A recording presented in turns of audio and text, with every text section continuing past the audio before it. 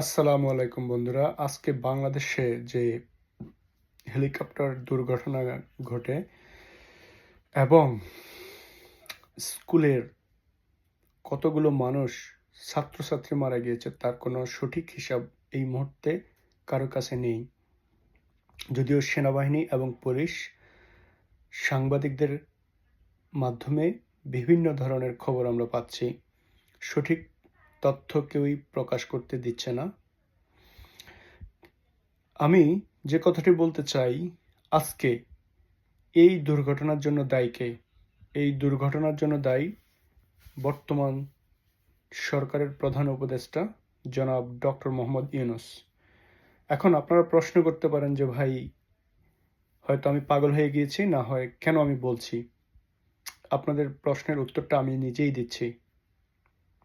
আপনাদের নিশ্চয়ই মনে আছে, কিছুদিন আগে যখন ভারত পাকিস্তান যুদ্ধ লেগেছিল, তখন আমাদের এই প্রধান উপদেষ্টা বলেছিলেন যে আমাদেরকে প্রস্তুত থাকতে হবে। এখন এই হেলিকপ্টার, এই প্রশিক্ষণ, অবশ্যই সেগুলো খুব নরমাল, এগুলো হতেই পারে। বিমানের, যুদ্ধ বিমানের প্রশিক্ষণ, কিন্তু কোথায় হওয়ার কথা? সেটা এই ঝুঁকিপূর্ণ, ঘনবসতিপূর্ণ এই ঢাকা শহরের মধ্যে কেন হতে হবে?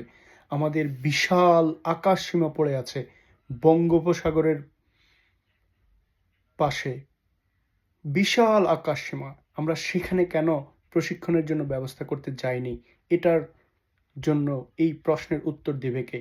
কেন আমরা ঢাকা শহরের মতো, আমাদেরকে তো প্রস্তুত থাকতে হবে, যে কোনো সময়ে ঘটনা ঘটতেই পারে। সেটার জন্য আমরা কেন প্রস্তুত ছিলাম না? আমরা কেন ঢাকা শহরের মতো এত জনবসতিপূর্ণ একটা জায়গার মধ্যে আমরা ট্রেনিং করাতে যাই? এটার জন্য দায়ী কে? অবশ্যই কর্তৃপক্ষ, যারা, যাদের আমার কিছু বলার নেই আসলে। ভালো থাকুন, সুস্থ থাকুন আপনারা।